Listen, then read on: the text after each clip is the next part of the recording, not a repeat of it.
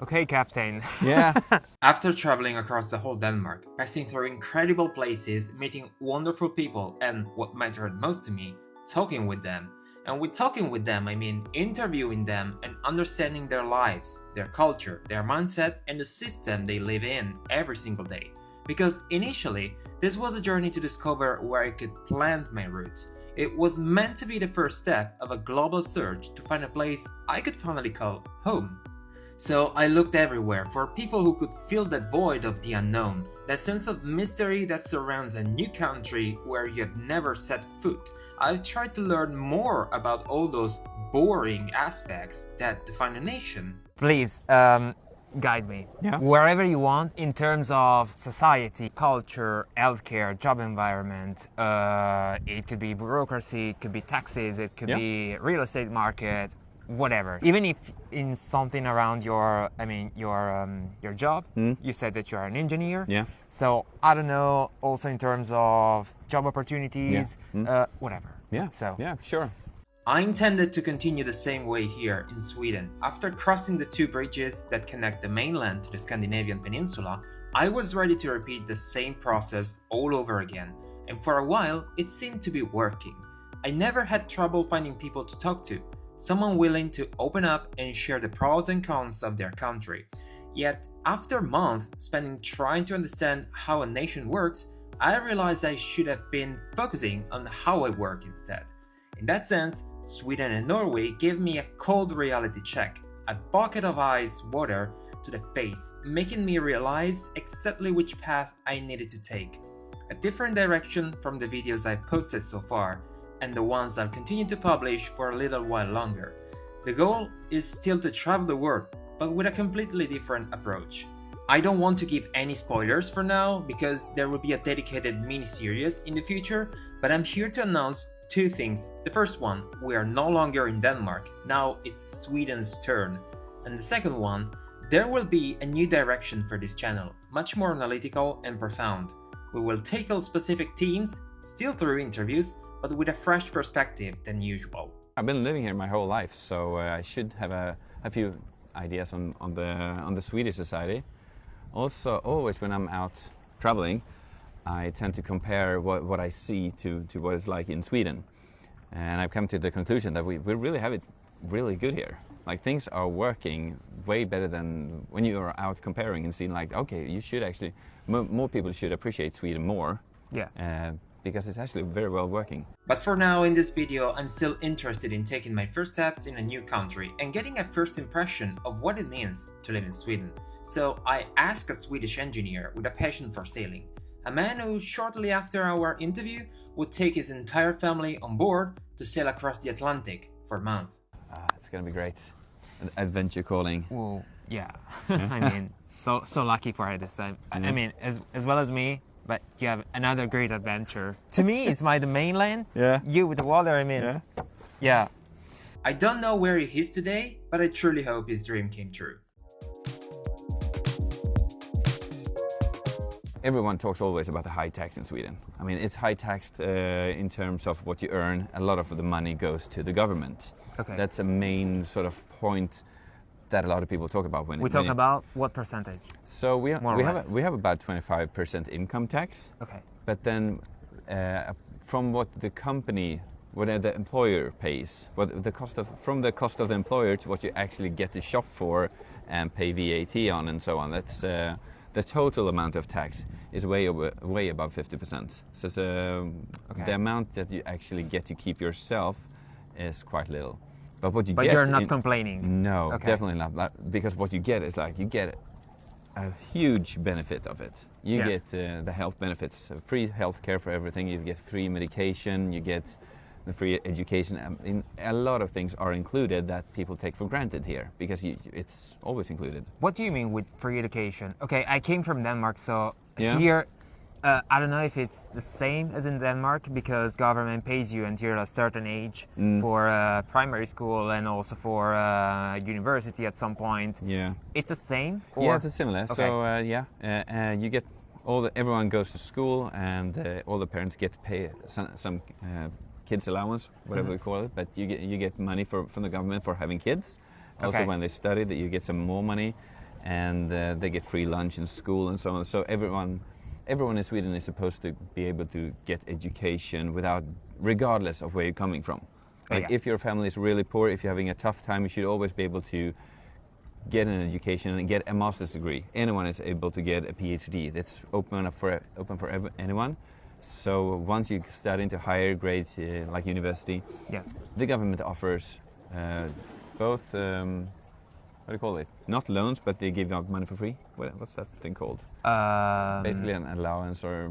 no, okay, got it. But yeah, when they partly they pay you for free when you study, as long as you keep your grades approved. And also you get a very beneficial loan that you pay off over your entire lifespan.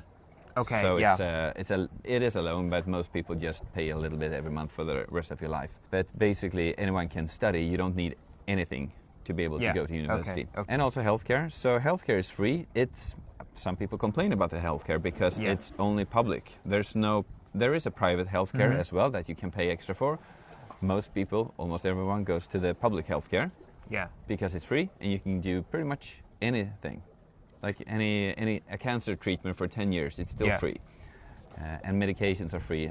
Do anyone has the same time of access if they, I don't know, they have some type of treatment required or any type of, also to the general practitioner, for example. Do you think that everyone is treated with the same method or with the same timelines and stuff like that? It's often quite slow, and in general it is overloaded, the Swedish healthcare system. Okay. So they're trying to put things in place to make it not harder, but more selective who really gets the right attention. Not the person who screams the loudest or things like that. But, and it is working quite well. They have filters to make sure that you get into the right place. If it's an emergency, we'll get immediate attention. But if it's not, you have to queue. You're always entitled to get taken care of within 3 months if you have an issue of whatever kind. Yeah, okay. If it's not urgent, of course. But if I have pain in my kneecap, I know that I will be treated within 3 months. Okay. And if they can't do it, you're sent off to private healthcare, which will do it, and the government pays for it.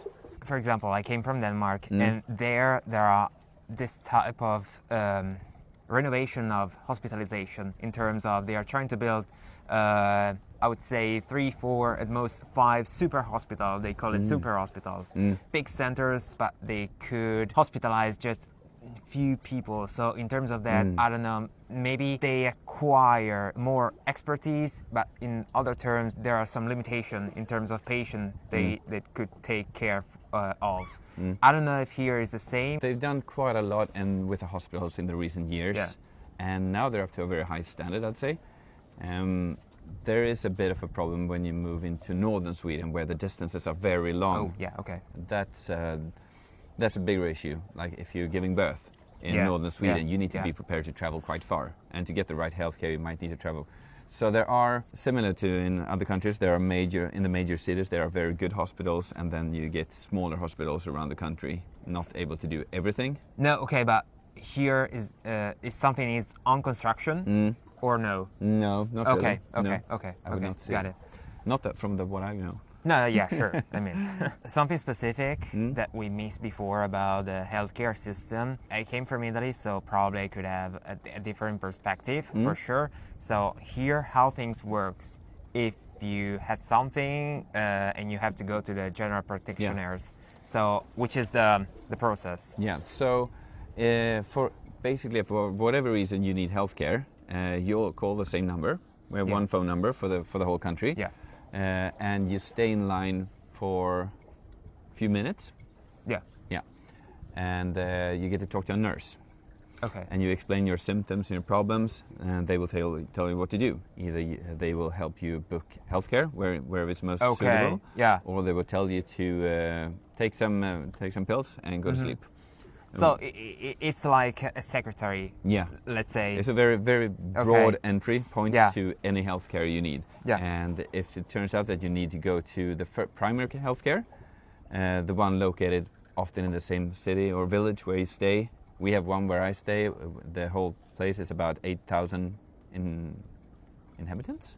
Okay. 8,000 people live in my Yeah. city, Yeah. and we have one of these healthcare centers there. Yeah. You go there, and they might redirect you even further to the hospital, Mm-hmm. send you out for make a request to a proper hospital to get Yeah. service there to whatever you might need. They have these processes or gatekeepers or methods to make sure that you get the right type of treatment that you need. Yeah. So not everyone can see it. It's very hard to just go see a doctor. Okay. I cannot see. just Yeah. book an appointment with the doctor. No, I need to have a reason for it, or go through the secretary or nurse to get there. In Italy, for example, it works that you have a specific doctor that you choose as a GP that is Yours. your own doctor. Yeah. Here it's not the same, They right? they're working on it. Okay. To a quite large extent, it is like that. So whenever I need to see a doctor, I get to see the same doctor, but I only meet him like once every 2 years or 3 years. So. Yeah. But yeah, they're trying to make it the same doctor. But since doctors here move around quite a bit, Yeah. the staff, they move to different Got it. places. It's quite hard to maintain this. A lot of news, especially in the last year, more or less, was about, in the healthcare, I mean, was about the shortage in terms of doctors and nurses. Okay, this for sure is a scenario that afflicts the entire Europe for sure. But here is true or not in terms of, okay, people that may take care of you. We do not have enough Okay. of doctors Yeah. and nurses, because nurses are not paid enough, so they quit. Is it true that they moved from here to Norway? They Because- used to do in the past. Okay. They might still do that because it's better paid. Yeah. In general, Norway has better pay. Yeah, okay. So getting your degree here and then using it in Norway is definitely a better option if you're interested in money. Yeah. Yes. There's a certain amount of doctors that are available. Yeah. And the government wants to hire more, but there are only so many doctors available. And these doctors also are not hired directly by the government. Instead, they are hired by companies that, as a service, rent them to the government. Oh, okay. So there's limited So there's a availability third of party. Yeah. So even though if we need 1,000 doctors, we might have 800, but 400 of them are from a private sector Okay. that needs to be hired by the government for a higher fee. Yeah. Which is a bit of a problem. And we don't educate enough doctors. This is limited by the Doctors Association. They can dictate on how many doctors are to be trained in a year, and they're keeping it low. It's just something also around the university in terms of how many universities specialize in medicine and stuff like that are all around the country. Yeah. Okay. So there are not enough spots for the people for the amount of doctors that we need. So when you go to a hospital or any kind of treatment in Sweden, you will meet doctors from other countries. It's quite common that half the staff is Swedish or 80%, I don't know, but it depends. But it's very common to find doctors from other countries that have moved here to become doctors instead. Do you think there are some type of barrier or limitation in terms of, I don't know, maybe I thought about an older person that tried to interact with a foreigner doctors? I don't know, there are some language barriers? Yes, or more, not so much on the doctor's side, because they need to speak Swedish at a very good level. It's more for when they need care for people that are not even a nurse. I see. Though that staff does not have the same requirement on language, which is definitely an issue when it comes to elderly care. Do you have any friends or colleagues or whatever, internationals or? Yeah, lots. Okay. Yeah. In terms of that, which is the things that they told you, I don't know, maybe just chatting or whatever, that they told you, okay, this is a very super pro and this is a very super cons about the country? Typically, I would not discuss Sweden with my foreign colleagues No, or yeah, friends. sure. So I would guess that people foreigners between themselves would discuss this. I know, because at some points they got the solution one to another. So, but I know there is one thing that we learned quite quickly when hiring a lot of people from overseas, from other countries in general. I personally hired lots of engineers, and when you move to Sweden, if you move to Sweden in the autumn, it's a very bad idea if you're moving from another warm country, from a social country where you expect to meet new people, because the winters in Sweden can be quite dark. Compared to many other countries, it is really dark here. The sun is not out a lot, and because of that, people tend to move inside more and stay inside. and not socialize as Yeah, much. yeah. So we realized that when we hired, for instance, we hired engineers from India. They moved here in the autumn. They didn't know anyone, and they started working, and they didn't meet anyone outside of work because everyone just wants to be home alone in the darkness, basically. And you can get very depressing. And even Swedes get this the winter depression, not as much as foreigners do because we're used to it. But don't move here in the autumn if you're expected to just meet a lot of people and experience the Create a socialization. Yeah. At what time the sun comes down, more or less, during the winter season? In the winter, you go to work and it's completely dark, and you go home from work and it's completely dark. You go home at what hour? So if I go home at 5, it's dark. At 5, okay. Yeah, but basically the sun is up between 10 to 3. Okay, Those hours you can see the sun, but it's still very low, so it's not this bright high sun. It's very low sun, and also that's the time you're working. So you will be working, but as soon as you go up, when you wake up, it's dark. When you go to work, it's dark. It's just dark all the time. I wouldn't say that you get depressed or more lonely, really, but if you don't know anyone in advance, you won't meet anyone. No, okay. This question was for leading you to a specific things, some sort of issues with alcoholism or stuff like that. Do you think it's true, or is something that it just came from the mass media and don't represent the reality? I've heard about this, but I wouldn't say that it's very representative. Okay. Also, both reports of people being very depressed in winter in Sweden, not really. I would say it's more people that move to Sweden that has this. Oh, okay, got it. Yeah, of course, people will be, over the whole country, there will be more people depressed during winter, yes. There was a coverage of this many years ago that Swedes were very unhappy people, but that was back in 20 years ago or something. Yeah, okay. So it's, but winter can be lonely if you don't know people, if you don't know who to talk to, yes. We can definitely move to another type of topics, for example, job environment. Yeah. How is the job market here in Sweden? Working in Sweden is a bit depends on what your field of activity is, but in general, if you want a job, you can find a job. If you know how to write an application and so on, you will get a job. In terms of both locals and expats? Yes. Okay. I would definitely say that.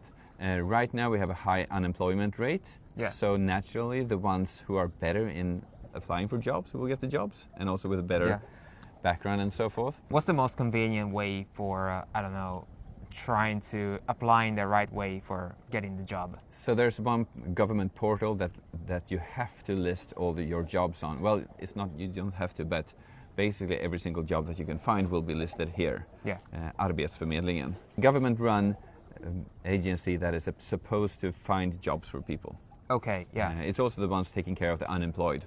If you're unemployed, they will make sure that you get matched to one of the available jobs that they have listed. Okay, And if you are to hire someone from abroad or for certain positions, you have to have your job listed there. So most companies just list the jobs there as a sort of a ground plate. That's the first place you list your job at. Yeah. How do you call it? Arbetsförmedlingen. I can. No, yeah. Exactly. It's the portal where you will find, and it's in Swedish, of course, as well. But there you will find jobs, and when I myself hire people, I have several businesses, and when you post jobs here, you have to select which languages are required. Yeah. Driving license and so on, and quite often you can just pick English is just fine. Okay, good. So if you want to relocate and have a look at the jobs that are available, that's a good place to start. There is some type of unemployment rate higher on a specific sector or professional roles? I would probably. I do not have too much insight into it. No, but I don't know, maybe through the news or whatever. I know that right now engineers are not as highly sought after as they used to be just 2 years ago. Yeah. That is because we have one employer, specifically in Gothenburg, this is. We have Volvo cars in Gothenburg. Yeah, I know. And Ericsson. If these two companies are going well, everyone has a job. Oh, okay, yeah. Right now they're laying off some more people. Then it's a really tough job market for engineers and people working with on the assembly line as well. They are very much the driving factor of the town, because once Volvo is going well, then a lot of people get employed. We have a lot of money in the city, and people can spend it on doing things. So it really the whole city varies with Volvo and Ericsson. just Volvo? Because I know that the other, I would say, I list some headquarters here in Gothenburg. There are several big companies. Exactly. Yeah. I also spot Molnike, for example. Molnike, yeah. Yeah. It's in the healthcare. Yes. SKF. Yes. Right. Yeah. Okay. Also a big company. There are some big ones here. Or AstraZeneca. Yeah. It's not a headquarter for sure, but Also have Saab here. Okay, yeah. And they're big companies, but Volvo Cars and Volvo AB doing the trucks, they are significantly larger. as an engineer, do you have any sort of network inside of these companies? No, not really. Okay. There are several. If you're on LinkedIn, that's a great place to start. A specific networking lunch group here in Gothenburg for engineers. Ah, okay. Lunchin, we call it. Okay, So got it. basically you go there to have lunch with other engineers. Okay. That's the whole point of it. It's not people looking for jobs or anything, but if you want to network and find out more about what people actually do here, it's a great opportunity to just meet people in the engineering world. When you move to Sweden also, you should know the way that the society works when it comes to working. Because it is built on the principle that both the husband and the wife are working full time. That's how the whole society is built up, with daycare and also with salaries. So in some countries it's perfectly fine for the husband to be working and the wife to be at home. That is generally not possible here. No, okay. The incomes the salaries are not that high. For the standard life, quality of life, The expectation is both are working, but you can have a really good work-life balance. Mm-hmm. Swedes take it very seriously that you should have a good work-life balance. It's very important that I'm not in any way feeling stressed at work, that I can take care of my family. It's always family first, take care of your family, and the job can take care of you as well. So that is something I really appreciate about Sweden, that our work environment, that my company and my managers are genuinely interested in that I have a good life. Mm-hmm. Because if I'm well taken care of, then I will stay at the company. Could you explain a little bit something around the welfare, worker rights and stuff like that? Yeah, so in Sweden we have a very strong union. Yeah. So the union is really strong in Sweden, and the employers, they have their own collective group as well. Yeah. And these are two big groups that actually handle a lot of like the yearly salary discussions. It's done by these organizations and then trickles down to the actual companies and employees and so on. But in general, the Swedish as an employee in Sweden, you have very good benefits and rights. It is really hard to get fired unless you're doing something completely wrong for a very long time. Yeah. If you have any kind of problems at the office with harassment or similar, it should always be taken care of, and there are many layers of people that will help you with this. You have a good pension system, and typically the benefits that you have at work will be health benefits, sometimes private healthcare benefits as well. Yeah. Company cars is quite common depending on what you're doing with. Yeah, sure. But as a worker in Sweden, you are very well taken care of, I would say. About, for example, the pension system, how does it work? So every month, the way we calculate salary, I know it differs from Denmark, for instance. Yeah. It probably differs between countries. So in Sweden, if I have let's say I have a salary of 10,000 euros. Yeah. That's a good salary. Cool. Yeah. Let's say I have a salary of 10,000 euros. But my employer, he actually pays the government. The cost for the employer is 13,000 euros. So he already paid 3,000 euros to the government, even before I get my salary. We don't discuss this. I know my salary is at 10,000 euros, and that's my salary, but the cost for the employer is already higher. So out of these 3,000 euros, some is into pension then. And from my 10,000, then tax is deducted and I get my money. Yeah, okay. Yeah, so it's basically taxed before and after I get my salary. But the pension system, basically, they do a monthly payment to it's built up on 3 different pieces, basically, the pension system. One that everyone has rights to, and one depending on what kind of sector you work in. Yeah, sure. And also what you privately, if you have any private savings. Yeah, exactly. That's what I'm trying to looking for. Because in Italy, for example, it's impossible to survive just with the public pension. Yeah. At some point, you have to, not at some point, from the very beginning, it's well recommended that you start from the very beginning of your career path, put money also inside I would say private funds or something like like a pension that. fund. Yeah, exactly. Yeah. This is the same? No. Or I don't do any pension saving. Oh, okay. Yeah. But due to my employment, my employer puts away about 3% of my salary into pension every month, 3 or 4. Okay, yeah. No, it's actually 3.5, and then it's a big ladder. The more you make, the more it's in there. But let's say around 3.5% is put into the pension all the time when I'm working, and this money is not available to me until I retire. Okay. So you don't have to think about anything else. No, I can, to some extent, I can dictate where it's placed and what kind of funds it's placed. But basically, the government and this working fund should cover enough. In my line of work, I think that'll be enough for me to live on when I retire. Some people do private savings as well. It depends if you are someone with a lower salary or staying at home a lot. If you're, for instance, my wife, she's been home with the kids in 3 different rounds. Although that time it's not growing a lot of pension. It's growing the government pension, but not the work-related pension. So she only gets one of those parts, and for that reason, she's saving privately instead. To make sure that you get a boost, so to say. Actually, what's the age for retirement? 67 right now, and it's most likely 69 when I'll retire. Oof. It's a bit, you can choose, of course. I can retire at 55, but no, you can go anticipate it probably. But you don't get all the money at once. And when you retire in Sweden, your pension is taxed on. So although it's already taxed, you need to tax on it again. Yeah. For this reason, a lot of Swedes move to Portugal, to Cyprus, to Malta, Italy. Yeah. Because it's less tax, and you can do some tricks to get less taxation on your pension. This works? Yes, it works. So the government pays you, but you can't be at home too much. So if you have grandchildren and you want to be at home more than reasonable amounts. Got it. Perhaps not the best idea, because you really need to move there. Yeah. You can't just have a place there. You will live there all the time. So in terms of that, you have to change your residential... the residency will be moved away from Sweden, and you really need to be stuck somewhere else. What's the culture inside of a... they're working in Sweden. Inside of an office. Yeah, so Swedes do not like hierarchy. Yeah, Swedes do not like to make decisions. Yeah. And we're a bit reluctant to take an argumentation. The Swedish office is quite polite, quite nice. You have some friends there, and if you have a discussion, the discussion will most likely end in not a decision, but perhaps another meeting. In terms of that, it might hinder our efficiency. Yeah, exactly. It's prolonging. We have a saying that most decisions are made by the coffee machine, which is true. We love to drink coffee, and it's a natural break, a water hole during the day that you meet up at the coffee machine.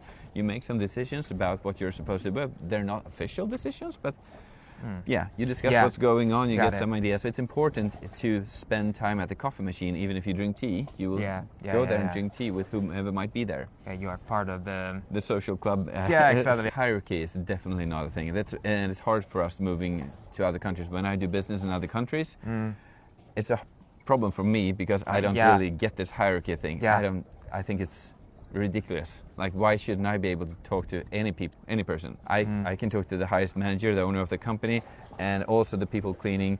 I always greet them and say hello to them and ask them if they need anything. It's like everyone's equally important. Everyone has their part. Yeah, I got it. And likewise the other way around. The managers are always interested to hear about what you say and what you talk to you. So in other countries, it's very different.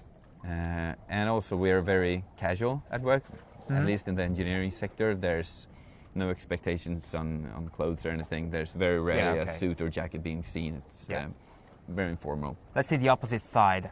If someone complains about something, especially if it's someone that comes from a foreigner country, what's the best way of approaching for not exploding any type of bomb inside of the office? Yeah, public argumentations is always frowned upon. Like if you discuss openly or at the coffee machine something that you would like to discuss, if you do it in public, it's a bit frowned upon. Like, why are you taking this here? You should get a room, you guys, and talk about it. And that is always fine. Booking a meeting or taking your manager to the side and discuss something, that's perfectly fine. He will listen, he'll be interested in hearing what you say. It's more like when we have meetings where you have a project meeting or group discussions where you are 6 people in the room, no one will object really. Because it's a bit inconvenient. It's easy to just go along. And then once we're outside of this room, you can discuss with your favorite colleague how much you dislike that meeting.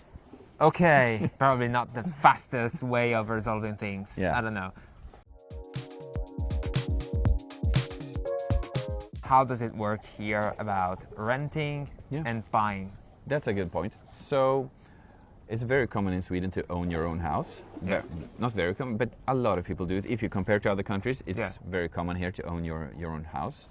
When you move here, you will not be able to take a loan immediately. You will need these loans to buy any kind of apartment or house. So the way of living is you can either buy a house. It is possible to rent a house, but it's very few.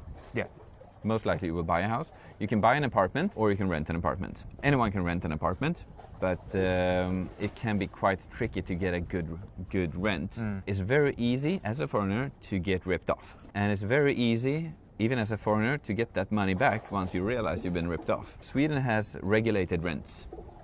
They're decided on what level they should be at, and if you've paid too much, you can report this to the let's call them the rental agency, a government organization.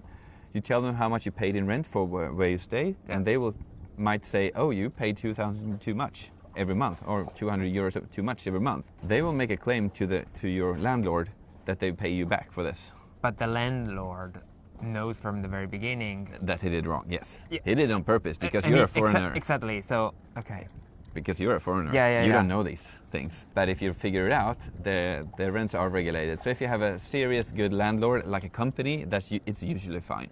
Yeah, sure. If you have a private individual and a room that might be sketchy, or you think it's a bit too expensive, they might very well be able to get some attention from this organization. Hyresgästföreningen, the Rental Guests Association, basically. What's the best point or entry point for searching for a house in terms of, I don't know, maybe Facebook groups or a specific website or There is one, the buy and sell side of Sweden. It's where they also have a lot of the listings for rentals. Blocket, okay. Yes, that's where we list a lot of items. If it's not Marketplace, it's Blocket. And that's also where you can find places to rent. That's where I find my tenant now when we're going to go sailing. I just listed my house there and took a couple of months to find a lot of people. But I heard there is this type of two different scenarios with first-hand and second-hand type of contracts or whatever. So the first-hand contract is something you need to stay in line for. And that line can be anything from 1 week to 20 years, 40 years. So it depends. That's insane. Yeah. So these first-hand contracts are sometimes even up for sale. Ooh, okay. It's a bit shady process, but for a first-hand contract, you need to stay in line. And there's one big public line that you can stand in. And there are several private ones as well. But to get a first-hand contract, that's not something you do in a jiffy. It takes time. If you're moving here, you will not get a first-hand contract easy. Okay, you will get a second-hand contract, and then you're sort of in the hands of the first-hand contract owner. If they move back, they have the right to kick you out. Read the rules carefully, what you're actually entitled to, because you have quite a lot of protection, especially if you've stayed longer in this apartment. There is a different cost in terms of contracts? No, not really. The first hand will always be cheaper, of course. Because the second hand will add some because he wants to make money, but they're not allowed to add more than just a few percentage. And this is the difference then. If you have a second-hand contract that is way too expensive, you can actually look it up and see how much you're supposed to pay, and make the landlord reduce that. If you have to wait for over a decade for a house, it means that there is a shortage in terms of urbanization. Yes, there's a shortage of first-hand contracts, definitely. Yes, and for this reason, it's a good idea to buy your own apartment, which a lot of people do. It is reasonable in terms of money. We're talking about, say, starting at 150,000 euros and up. And once you purchase... In the main cities, you mean? And those 150,000 will get you a small place, of course. Sure. But on top of that, you also need to still pay rent, because you don't own the apartment, you own the right to live in the apartment. Oh, okay, got it. But you're still part of the whole building. Yeah. You have a share in the building and everything. Yeah. But you do not own the complete apartment, which is why you still pay some rent, definitely lower than if you pay pure rental place. So either you can rent it or you can buy it. Almost, you can buy the right to live in it, or if you buy a house that's completely, then you own it fully. Then you own the entire structure and you own the walls and everything. But if you buy an apartment, you actually don't own the building. You only own the right to live in that specific segment of the building. Here, for example, we are in Gothenburg area. What's I would say the plan for the future in terms of, I don't know, maybe future constructions? Yeah. I know there is a new railway connection Being built. Yeah, exactly. Under town. Yeah, exactly. I see a lot of things in construction around the city. And the city is growing quite fast. They are expanding with new places to live as well. Yeah. And they're not building any more high-risers. We do have one big one and a few mid-size high-risers, but the future plan is not to have more of those. It's more to keep it on a maximum 6 floors, 6-story houses around the town, and also so spread it out more. The city is it's not crowded in any way if you compare to other large cities. It's very spacious, I think. There are open areas everywhere. You have a lot of green areas. But the city is growing, and the government or the municipality, they're well aware of it as well and try to make room for more apartments all the time. Yeah. Do you know if someone complains about something about the city? The main complaint now is this railway that goes under the city. Okay. That's a top complaint right now, because they have to dig up the whole city. The city is built on mud, and then they decide to build a train under the city, so they need to dig everything up. Houses and everything, and it's a big common complaint right now. It's taking years and years and years and billions of crowns to build this. It's basically a huge construction project. But what's the timeline, more or less? It's supposed to be finished in a few years, but now it's suddenly extended for many more years. Okay. So it's taking a long time. I guess we'll be done in 10 years or so. In some way, limiting or extend the period of the commuting hours? Not really. Okay. No, they're very good in fixing that. Okay. Commuting it works really well here. Of course, everyone complains, like in every city, that it doesn't work. I mean, the trains, the trams, the buses, it's super clean. We have plenty of them. I think it works fantastic. The only problem is it's too expensive. They made it very well functioning, but the ticket price, if you have I have an electric car, it's cheaper for me to drive to work and park in town and drive home than to take the train. And that's for one person. So if I'm going with my wife into town, it's definitely cheaper. Yeah, definitely. And with the family, even more so. It could be a thing here, the car sharing? No, companies have tried over and over. Swedes like their personal sphere, their private space. Got it. Yeah. Which is a problem. I think we should there's definitely room for car sharing here, because everyone is going on these. We have like 4 big roads going into the city, or 5 big roads. Yeah. Everyone is going on these. I mean, there's definitely an option to car share more. There's no system in place. We had GoMore tried for a while, but gave up. But because Swedes really don't like to share the car. Universities. Yeah. What's the main field in which Gothenburg, for example, is super specialized in terms of universities? We have one very proud university here, Chalmers. Yeah. I did not go there, so I do not know. Oh, okay. But Where did you study? I studied in Linköping. Okay. Yeah. Why did you choose Linköping? Yeah, because I wanted to go to a place I've never been to. Okay. Yeah. That's the only reason I picked that city. Yeah. Okay. So typically people study in Chalmers in Gothenburg. Chalmers is more about technical. It's a very technical. So for engineers, or mechanics. And engineering, software, hardware, but very much focused on the engineering topics. Okay. So there are basically 5 universities that are very high sought after in Sweden. Chalmers, and then we have in Stockholm, we have KTH, the Royal University or Technical High School. And then we have Uppsala and Lund, two old cities with old university traditions. That's where people usually go, but I just wanted to find a university in a place I didn't know, where I could put on an overall, which is very common for students in Sweden, to roll around in the mud, study some, and drink a lot of beer. Okay. It was fun. Chalmers could be well linked, I would say, with the job environment. Yes, very, very well. So also for startups environment, maybe? Yeah, there's Okay. a big, definitely. Okay, here, for example, in Gothenburg, there is a good environment for if you have a project and you would go for a startup. Yeah, the investor, it used to be pretty much Stockholm only, but now it's Okay. also a lot of that in Gothenburg. Starting up a company in Gothenburg, there are lots of ways to get support here, both financially and also just the easiest ways to get support without finance. You can get support in any way, but there are also ways with finance. I myself started a company here. Oh, really? During COVID, and I found an idea. I wanted to apply for a patent. I got funding to apply for a patent. Yeah. I got funding for trying to investigate other things as well, and a place to work. I got support from more experienced people. If you have an idea and you can actually put it into a proper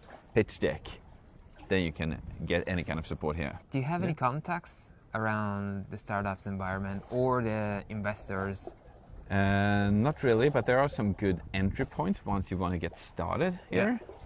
One is because there are mostly non-profit organizations that get some funding from the government to make sure that this kind of ideas thrive. Yeah. So one place you could actually just start to look into. We have the Drivhuset.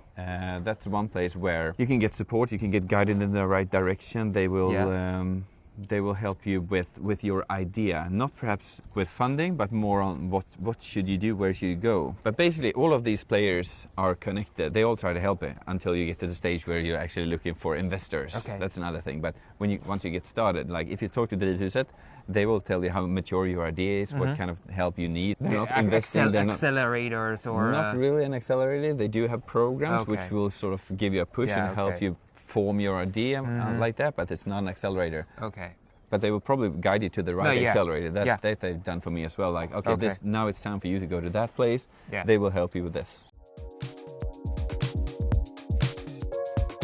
We talk about expats, but in terms of foreigners, there are a lot of other options international that comes here for different reasons. How would you describe this type of scenario? There are a lot of news outside of Sweden that talks about criminal gangs, this type of ghetto and stuff like that. Yeah.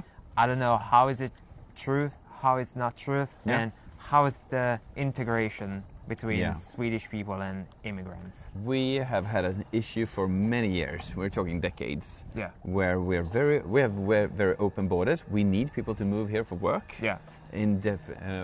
Year after year, we've been hiring a lot of people from abroad. So our borders and our trust in people is very high. We want to think the best of people. Anyone can basically move here.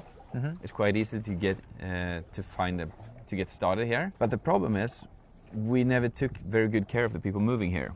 Okay. So in the beginning it was fine, Yeah. but we needed more and more apartments. So we started what we called the Million Project, which is now quite well known.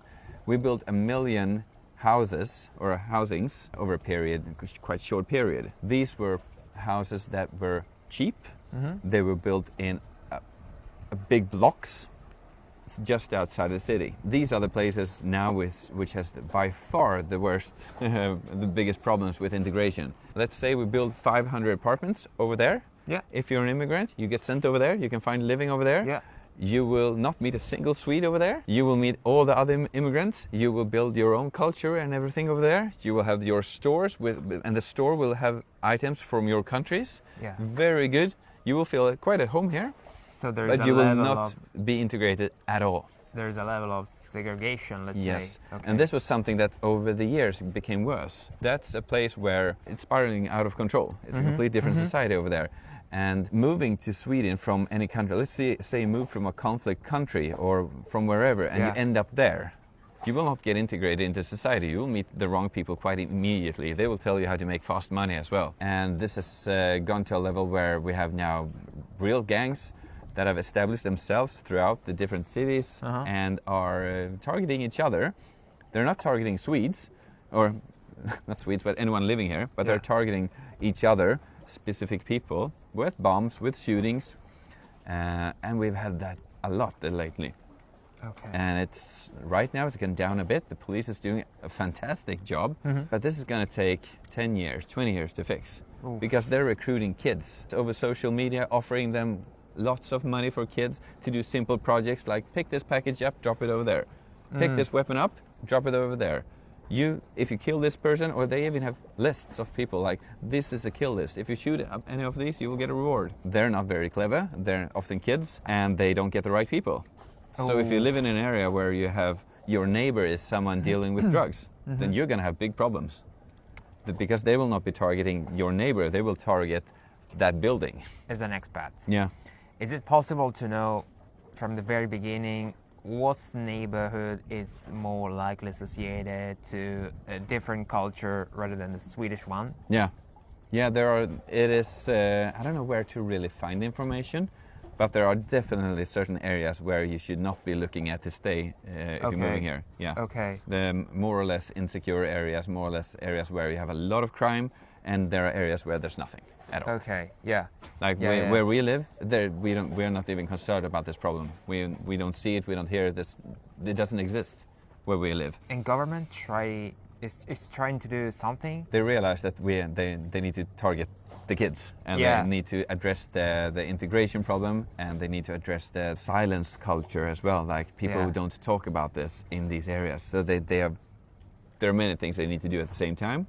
I don't know how it's going really. I think it's the most pressing concern in Sweden right now, like fixing this, and we all know it will take years. If they recruit people now that are 13 years old, well, in 10 years they'll still be here. In 20 years they'll still be criminals, so it's going to take a long time. Is it just something for limiting this type of immigration and something for punishments? Yes, or also something around preventing the very first source? Yeah. So trading, the drug trading. Yeah, exactly. So immigration is not the problem really. There's of course, a right-wing party like many other countries around Europe. We have a right-wing party here as well that sailed up as number one quite quickly due to this problem. Like we have an immigration problem. The problem is not the immigrants. Most of them are great people. Yeah. The problems are these few scumbags that came along. We still have quite open borders, but I think we've always have a society that builds so much on trust and the trusting and the good in people, like expecting people to do good, that once you start to exploit the system, it's quite easy. And that's where the law enforcement and the regulations in Sweden is way behind. The laws that we have are not meant to deal with gangs in this way. For instance, our different government agencies have not been allowed to share information between the agencies because you're supposed to be protected once you go to certain parts. Okay, so one sector might be very well aware that this is a criminal. They do stuff all the time while the police have no idea, or the other way around. Like this guy should not be working with kids, but he is. But so there's a miscommunication. So the laws that we have not been built up for this kind of society that we have now. So they're changing, they're improving, they're adding more and opening up the communication between, because we always had a very secure society when it comes to punishment and the law. Unless you can very strongly prove that someone did something, no one will get punished. And if there are two persons doing one crime and you can't decide who did it, then neither will get punished because you can't prove that that person did it. And this has been exploited, and they figured out how to do this. So everyone just says, I didn't do it, and we can't point at anyone or just punish them both. That's not possible in Swedish law. This is the sort of why it's so convenient to do crime here. If you find these loopholes, you can just walk around the system. Also probably because here the mentality is to try to see the good in people, and so even if you commit something, I believe in you. Exactly, I believe in you, so you can be once again part of the society. Yes. No problem. We want to rehabilitate. Yeah. That's a major difference between us and other countries. Like we want to treat prisoners good. Yeah. We want to give them an alternative. We want to get them back in society. If you don't want that, then that's a problem. But of course, a lot of people can get back on track. But then if you're not interested in that, if you want to keep running your gang, then we have a problem. Exactly. And I think that's our major issue in Sweden right now, that we have these gangs. And that there's, even our neighboring countries, they're concerned about what's happening here. And it's not even run in Sweden. I mean, a lot of these people live abroad. No, Like the top dogs, they don't even staying in Sweden. They just send messages to people doing stuff in Sweden. But it's not a problem for most people because you don't see it. No, yeah. That's you see it on the news report, but most people don't get to see it on a daily basis. Yeah. Yeah. Because I'm also part of the expat group in Gothenburg, because I find it quite interesting to see what expats think about Swedes. Oh, yeah, okay. One thing that differs, it seems like some people have very high expectations or something, but how social and how openly Swedes are. Some people, some expats, some foreigners complain that Swedes are very much closed and will never talk to you, while other think it's a very open society. Okay, yeah. Perhaps, I don't know why this varies so much, but if you start talking to a Swede, they will definitely talk back to you and be very open and share whatever they want to. But if I meet a friend or if I meet a neighbor in the street, I will not stop and say and talk. I will nod. Some foreigners have experienced that it feels like every Swede is staring at me. Well, they're not staring. They're trying to just say hi by looking at you, just acknowledging, I see you. I might give you a small nod. Yeah. That's all. That's all that we need. Okay. We don't need to chit-chat and so on. Yeah. No, I see you. Okay. And I'm here to listen if you want to talk. But yeah, that's all. I see a lot in these groups that why are the Swedes so hard to talk to? While others say they're so easy to talk to. Well, initiate contact and it'll work out fine. No, yeah. We're quite open-minded. It's hard to make a Swede upset. In general, like if you're a foreigner and want to meet a Swede, you can talk to anyone wherever you find them in a bus stop and so on. I think the main problem we have now is headphones. Yeah, I see. It's such an issue because I you know. can't talk to anyone because know. everyone has headphones all the time. Yeah. And you feel like you're intruding on someone once you like, Yeah, sure. I just want to say hi. And if you want to get integrated into Sweden and do what Swedes do, you either start with soccer, football as we call it, or ice hockey if you're a kid. But those are sort of the national sports that pretty much all kids try out here. Yeah, and if you move here and you have kids, like get them enrolled in soccer or ice hockey, because then they will meet everyone. You're surrounded by the sea. Yes. Nothing related with the water? I mean, we have a lot of sailing people. Okay. I was in the national team in Sweden when I was a kid. Yeah. You will meet Swedes when you're out at the water. I don't know why, but foreigners don't do it. I only meet Swedes, and it's also hard to get a boat. Like if you are visiting and you want to just go out for a boat ride, there are places where you can now rent a boat and so on, but it's in general you own your own boat. Sailing is a very big thing here. The whole archipelago will be fully crowded starting in summer. Yeah. A lot of people from Norway and from Germany also visit here. The sailing waters in Gothenburg and around the west coast of Sweden, also in other places, but I speak for the west coast, it is fantastic. It is very beautiful. You have these very long days. The night are barely dark and you're out at sea and you're out in the islands. It's beautiful. We do have a lot of competitive sailing as well, but since it's an expensive sport, it's not very publicly available. It costs a lot to have a dinghy and new sails and all that. But sailing in Sweden is considered, in comparison to a lot of other countries, it's very available to everyone. Boats are cheap. Marinas are cheap if you compare to other countries. It's really cheap here. This marina where I stay, it's cost about 500 euros per year, which is not that much in the boating world. No, reasonable. But it's been a tradition in Sweden that everyone should have access to the forest and to the sea. Yeah, It's stated by law that we are able to go in pretty much anywhere in nature. Yeah. Something we take for granted, but every Swede you're allowed to go everywhere in nature and everywhere at sea, regardless if it's owned property or not. Yeah. As long as you don't disturb the ones living there, you can go wherever you want, basically, and pick fruits and live and stay and camp and anchor your ship. Do you have the same concept that I saw in Denmark? They have this sort of colony or gardens, I don't know. Yeah, colony gardens, yeah. Yeah, exactly. Yeah. Do you have the same things here? Yes, we do. We have them. You see them a bit over here and there, like small 10 by 10 meter properties with a small garden. Yeah. And it's mainly for people living in apartments that want to have a garden. Exactly. Yeah. It exists. Something that keeps popping into my mind when I'm traveling, I always like to compare Sweden to other countries. But one thing that always strikes me is how well things are working here. Okay. We're very early adopters to new technology. The government is not very bureaucratical. Like like you can find in other countries. They're quite quick to adopt to new ideas and so on. Like we have a cash-free society most of the time. Identification is based on digital terms with a phone. Everything is just expected to work with late technology, new technology and so on. I think in general things are working very good. I appreciate the Swedish society a lot when I'm out traveling because I see how well things work. We take care of anyone that is sick or homeless or needs assistance. We take care of everyone. Everyone is treated equally. We want to make sure that people... I mean, in general, I think it is fantastic here. I try to tell my kids this every time they go to sleep, and when I talk about my travels, you should just know how fortunate you are to be staying here. Yeah. It is amazing, but then we have the dark winters and we don't have the lovely food culture of Italy.